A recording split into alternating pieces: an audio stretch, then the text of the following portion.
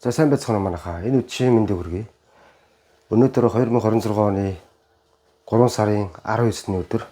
За энэ 19-ний өдөр ямар өдөр вэ гэхээр миний хувьд төрсөн өдөр маань юм аа. Солонгос улс оронд ирээд 10 жил болжээ. За энэ улсад ажиллаж амьдарч байгаа хугацаанд төрсөн өдрөө тэмдэглэж байсан тохиолдол бараг байдгүй. Анх 27 намтай л дүү ирж исэн байна. Одоо ах болсон байна. Цаг хугацаач харавсан сум шиг хурдан өнгөрөх юм аа. Ер нь тэгээд Солонгос улс оронд ажиллаж амьдардаг монголчууд бид нэр ер нь дийлэнх нь ажил гэж яваад төрсөн өдрөөч мартдаг тохиолдол байдаг баг. Саяхан 2-3 хоног Тухайн хотод очиж ажиллаад өнөөдөр гэртээ ирлээ. Тэгээд өөрхийн хэмжээнд ямар ч байсан бас нэг төрсөн өдөр юм байна да.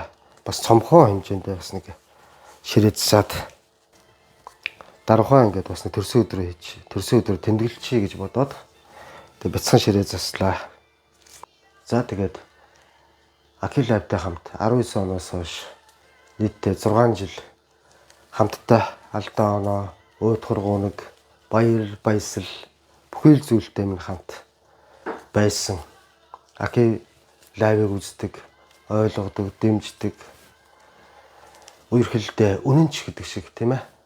Тэдгээр олон бас монголчуудаа хайртай шүү гэж хэлье. Баярлаа. Хүслэн бодоод лаган үлээ да.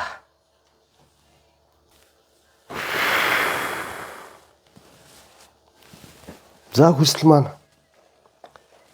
ингээд сэтгэгчлэн бүтэг болтугай. Энэ бичлэгийг үзэж байгаа олон монголчуудаа эрүүл энх аз жаргал хамгийн сайн сайхан бүхнийг хүсье өрөөё. Баярлалаа манайх.